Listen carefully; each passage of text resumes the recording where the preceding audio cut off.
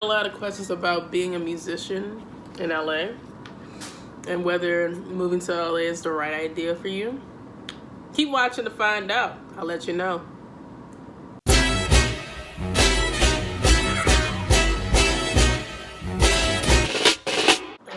Yeah, I'm just bored, honestly, in my hotel room. I'm taping live tomorrow with Ryan and Kelly. I don't know if it's because growing up it was Regis and Kathy Lee. Now it's Regis and Kelly. Now it's Ryan and Kelly. Like, I'm so confused. I don't know what the show's called anymore, but that's what I'm doing tomorrow at 6 a.m.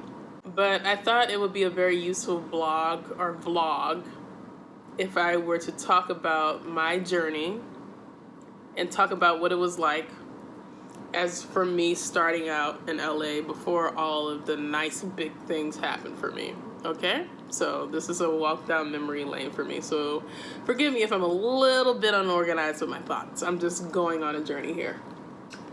July 9th, 2013, I set a random date to move to LA. I did not save up a certain amount of money.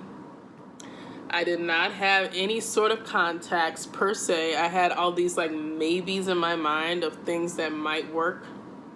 But as far as anything that was definite, I did not have anything definite. I moved into an apartment that had it was a 1-bedroom apartment, but there was like 4 people living there at the time, and I was the 5th. And I was staying on a bunk bed for about 6 months. Okay. And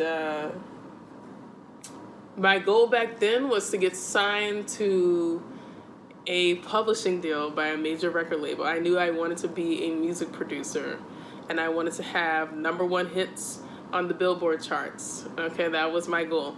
Within the first 3 or 4 months, I found myself going to different record labels trying to drop off my resume, or what I thought was a presentable resume at the time. I really didn't have a very big resume, but I dropped it off anyway.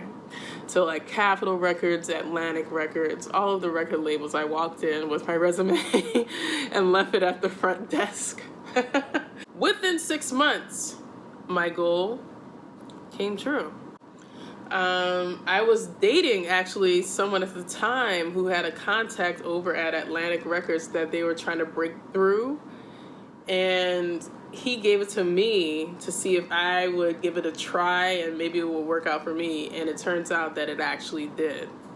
Now, of course, that created some sort of tension in the relationship when I was offered a publishing deal, and my boyfriend at the time, who was trying his best to get to that same place, could not achieve it. So that ended up ending. that ended up ending. That relationship did not work out. I thought I was on the road that I had planned for myself to be successful. So around January of 2014, I made my contract with APG official. I was in the studio every week meeting great people. They set me up with really, really amazing musicians, some people who I keep in contact with to this day. And I learned so much. I feel like my taste and my musicality was refined so much during that period. And then, like, after signing, I was on this, like, real upward slope. Like, it was really, really getting close, y'all. I had this dream of producing #1 hit records, and I was getting closer and closer in my mind. I had just got out of a session with Chris Brown and watching him record to a beat that I made, and that to me was like one of the wildest things. I just never thought that would be possible within 6 months of signing to a publishing deal. But then my worst nightmare happened. My worst nightmare. Me trying to be responsible, the responsible person that I am. I went to Best Buy one day and I was trying to back up my current hard drive just to be cautious that I didn't lose any important information, because I had a lot of possible singles lined up with a lot of big artists, including a movie soundtrack. Um, in the process of trying to back up my work, it's kind of funny now, but it's still, in the process of trying to back up my work, y'all, I wound up erasing everything. Everything. All my sounds, all my sessions, everything was gone. Everything. And there was nothing that I could do to get it back. And what was crazy is that night that it happened, I had a session with a big artist duo at the time named Nico and Vinz. They had heard about this beat that I had made, and they thought it was really, really dope. And they really called a session with me because of that beat. But what they did not know, and what I had to break to them, was that I had lost the session that day. Okay, like, you guys.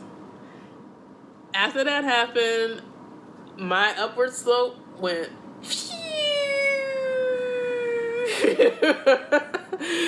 Okay, like I went, all right, I plummeted, I crashed, I went into a depression. I didn't want to do nothing. I was like, what's the point? It could all be erased. Like, I didn't care. I didn't want to do anything at all. I just distracted myself. I purposely distracted myself from doing work. I got into another relationship that was very toxic. You know, one blessing that did happen during my time of depression was that one day I was at Chick-fil-A. And I think it was after rehearsal, because I used to play at this church called One Church International. And it was after rehearsal, this guy comes up to me and he's like, "Hey, are you Taylor Gordon?" And I'm like, "Yeah." And what happened is that he remembered me from, like, the videos that I used to post in college. You know, because back before I used to do the whole Pocket Queen thing now, like the current stuff, I used to post YouTube videos in college, and they were kind of semi-popular. So anyway, he was like, "Yeah, I remember you. I'm the MD for Beyonce." And this is me the whole time. I was very skeptical. I was like, okay, this is LA. Everybody does something, yada, yada, yada.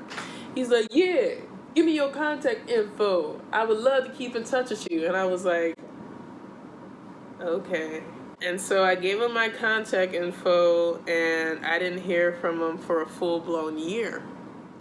And it was around February of 2016 that I was laying on my floor, depressed, and not really knowing what I was going to do next or how I was going to pay rent for the next month. My cell phone rings. Okay? He's like, "Hey, you remember me? It's Derek Dixie. I got a big opportunity for you." And I'm like, okay. Okay, so this guy is the MD for Beyonce. So he has a big opportunity for me in February. Is it the Grammys? Or is it the Super Bowl? And I think somehow through process of elimination, I was able to figure out that it was the Super Bowl. It was such a great experience. The Super Bowl was amazing. Really, really skyrocketed the amount of respect I already had for Beyonce, because she is very hands-on. She's very intentional about everything that she does. Everything, okay? And if I am to sum up the story somehow, I guess it would be that if Chick-fil-A ain't in your life, you're blocking blessings, for real, all right? I'm just letting you know right now, you're blocking blessings that God is meant to be in your life because you won't eat at Chick-fil-A. Look what happened to me.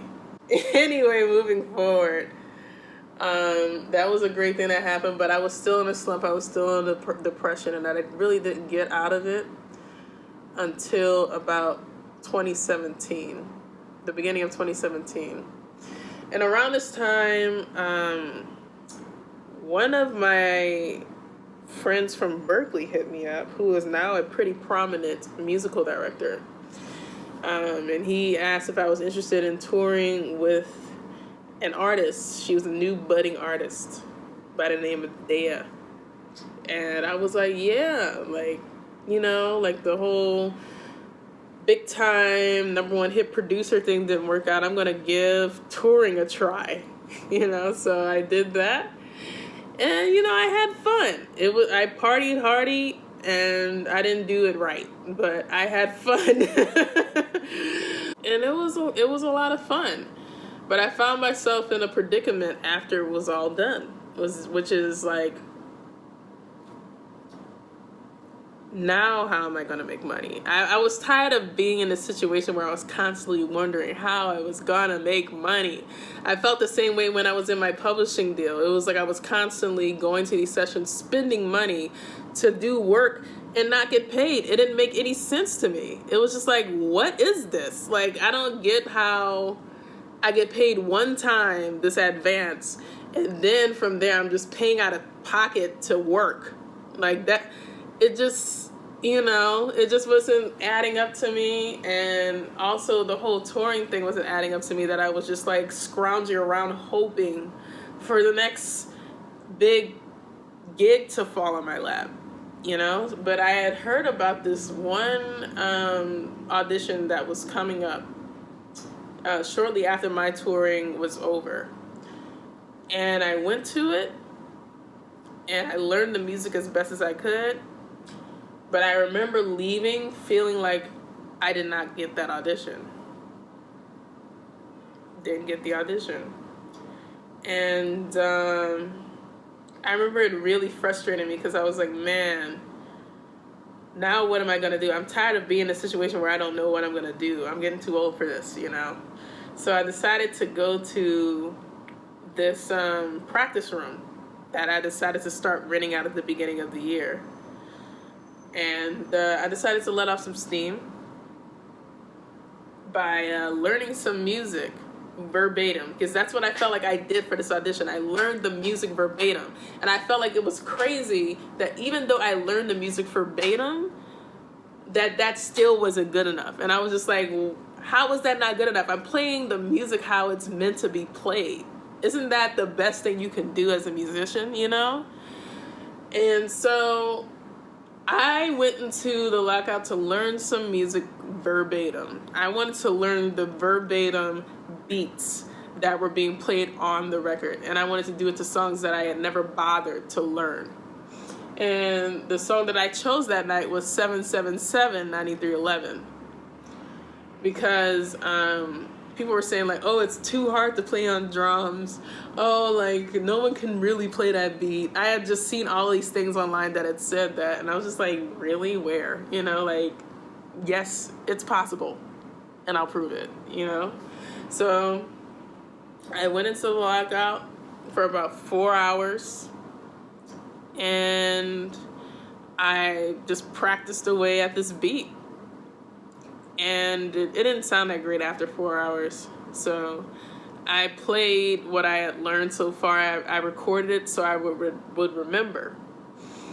Then I came back the next day and decided to record the finished product of what I had learned and just put it up on Instagram and social media for my friends, my fellow colleagues to enjoy. Like, because so many people had said that it was something that was not possible. And so I did it. And my golly wow, when I woke up the next morning, that thing was everywhere. Okay. That thing had spread. And I had no idea how it happened. I did not intend for it to happen. But that one video changed my whole mindset, and it changed my entire life. You know, and it created the product of what you see in front of me. So I guess if there is a point to this video, if I'm like wrapping this up, it's that you can come here with a plan if you want to. Okay? You can come here with a plan if you want to. It don't mean it's gonna happen how you thought it would. And everything that I wanted is happening. But it's definitely not how I thought it was going to happen. Not at all. And it took a certain level of me letting go of what I thought I had control over for the best things to manifest into my life. It was really an eye-opening. It has been an eye-opening experience. Even during my days at Atlantic, there would be some times where I would pitch some songs to the president that I thought would be good for other artists. And then he would respond saying, "Why don't you sing the song?" And I thought, like, no, why would I do that? Like, to me, that was just such a stupid idea. Like, but here I am now working on my first project as an artist. You know what I'm saying? Like, it all comes full circle. You often have the signs of what you should be doing all along. Like God puts it in your life all along. You have the answers already. But you either choose to take heed to them or ignore them. And for the longest, I was ignoring them. My road to success has been delayed. I feel like it could have happened sooner had I been more obedient. You know what I'm saying?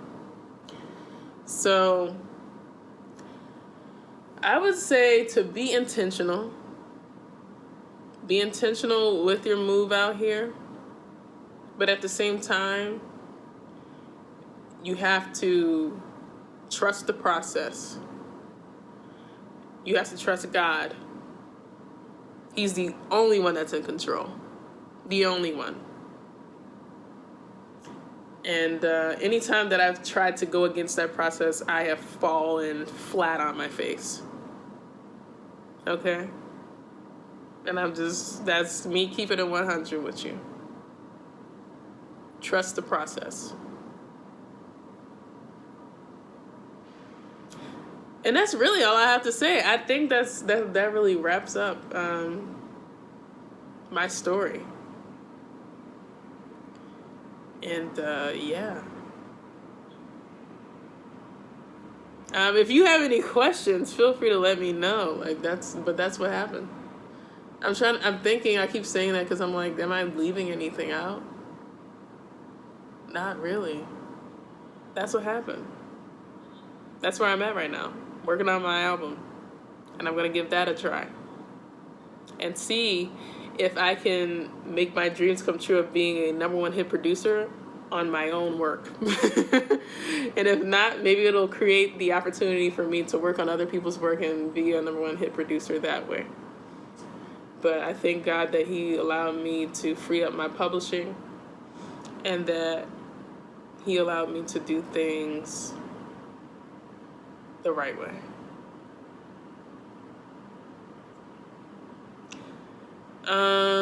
I feel like I'm rambling a little bit, but if this was helpful, please hit the thumbs up. Please leave a comment. If you have any other questions, feel free to let me know. I'm pretty much an open book. But I hope I did a good job as far as talking about my experience.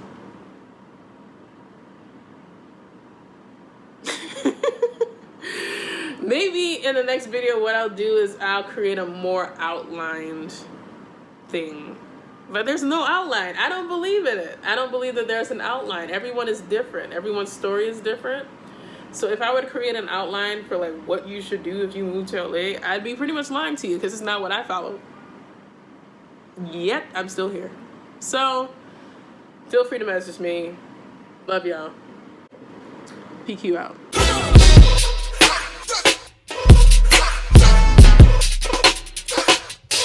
I think that's it for now.